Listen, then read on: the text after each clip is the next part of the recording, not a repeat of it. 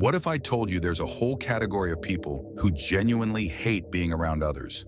And no, I'm not talking about dangerous psychopaths. I'm talking about everyday people who cringe at social gatherings, who'd rather spend Friday night with their cat than at a party, who feel physically drained after small talk. You probably know someone like this. Hell, you might be someone like this. But here's the real question. Why? Why do some people actively avoid human interaction like it's the plague? Is it just being antisocial, unfriendly? The truth is way deeper. Today, we're breaking down the 3 psychological types of people who hate people. By the end, you might just recognize yourself, or someone you know, in one of these categories. If you've ever felt like the world would be better with fewer people in it, drop a comment saying, "I get it," and let's dive in. Type 1, the betrayed soul.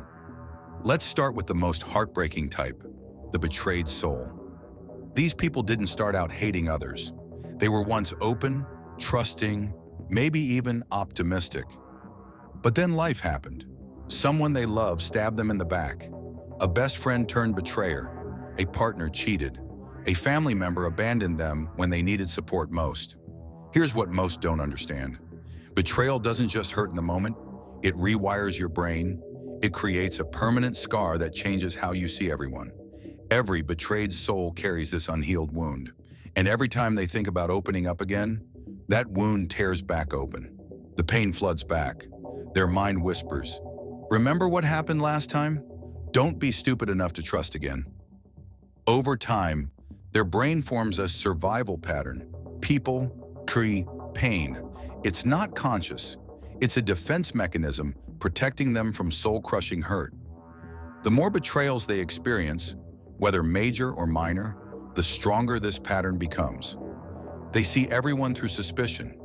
"When will this person let me down too?" becomes their default thought. And here's the tragic part. They become cynical not because they're cruel, but because they've been taught through repeated pain that humans are fundamentally untrustworthy. This is why many betrayed souls turn to animals. Dogs don't ghost you.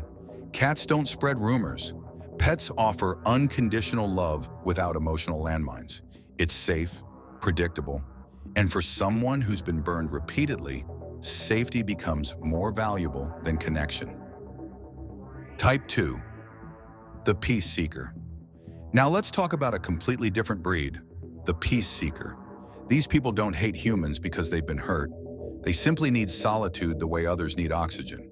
Crowds drain them. Small talk feels like torture. Social events leave them exhausted for days. But here's where it gets complicated. When they choose solitude, society doesn't let them be. People start questioning them, judging them, gossiping. "Why are you always alone? Do you think you're too good for us? What's wrong with you?" Let me be clear. Peace seekers don't think they're better. They don't hate people. They hate the emotional noise, the drama, the energy drain that comes with most social interactions. They crave calm in a world that's constantly loud. But instead of understanding, they get labeled. Antisocial, difficult, weird, stuck up. The irony is brutal. They withdraw to protect their mental health, and society punishes them for it. The more they retreat seeking peace, the more others criticize. And the more they're criticized, the more they withdraw. It becomes a vicious cycle. Their desire for solitude gets twisted into something negative by people who can't understand why anyone would choose quiet over chaos.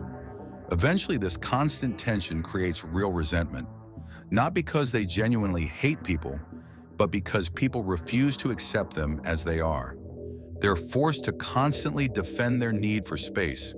The peace seeker doesn't want solitude to hurt anyone. They want it to survive, to recharge, to exist without constant stimulation. But the world sees their boundaries as rejection and responds with hostility. That's when something shifts. The people who just wanted to be left alone start actively disliking the humans who won't leave them alone. Type 3, the disillusioned cynic. This is the darkest type, the one who's built genuine, deep-seated hatred toward humanity. The disillusioned cynic isn't just avoiding people. They're disgusted by them, frustrated, angry. They look at human behavior and see nothing but selfishness, cruelty, and hypocrisy everywhere. Where others see community, they see fakeness. Where others see kindness, they see manipulation. Where others see connection, they see exploitation. This didn't happen overnight. The disillusioned cynic is created through repeated betrayal, public humiliation, systemic unfairness, and watching humanity's worst qualities on display over and over. Psychologically, this comes from unresolved rage and resentment building for years. Maybe they were bullied mercilessly. Maybe they were scapegoated. Maybe they've seen corruption and cruelty go unpunished while good people suffer. Whatever the cause, the result is the same. They've concluded that humanity is fundamentally flawed. Not just some people, not just bad luck, but the entire species. They exaggerate people's flaws because they're looking for them. They expect the worst because, in their experience, the worst is what they get.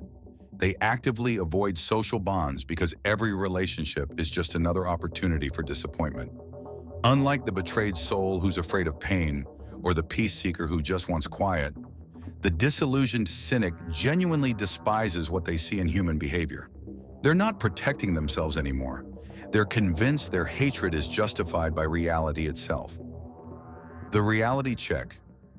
Here's what's important. These aren't three separate boxes. People can shift between types. They can be a combination. A betrayed soul can become a disillusioned cynic. A peace seeker can develop cynicism after enough rejection. And here's the most important part. None of these people are necessarily wrong. Their feelings are responses to real experiences, real pain, real patterns they've observed.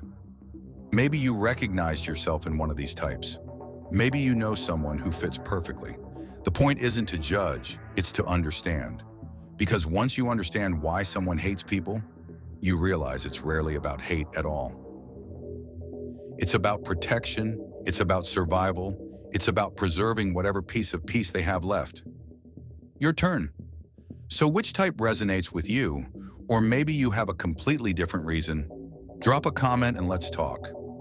No judgment here, just honest conversation.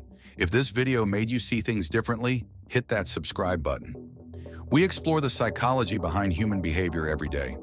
Like this video if you want more content that goes beneath the surface.